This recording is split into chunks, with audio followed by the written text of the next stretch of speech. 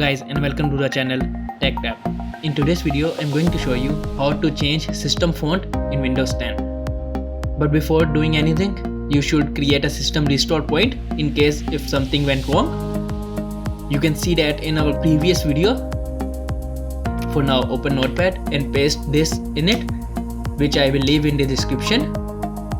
To open Notepad, just click on search and type Notepad and click on it.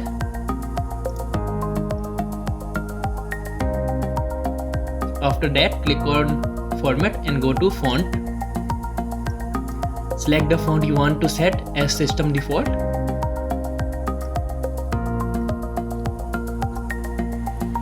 I'm going to use this. So copy the name of the font and replace it with desired font. Now go to file and click on save. Here give it a name as follows: quotation mark, change default font.reg, again quotation mark, and change encoding to ANSI.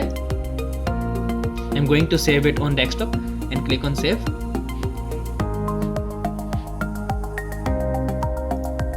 Now double click on it. Yes, it will ask for confirmation. Just click on yes. Here we go. After that, just restart your PC and your default Windows font will be changed. So that's all. So guys, if you like the video, then like the video, share your videos, ideas and suggestions in comment, and share it with your friends and family. See you guys in the next video. Till then, take care and goodbye.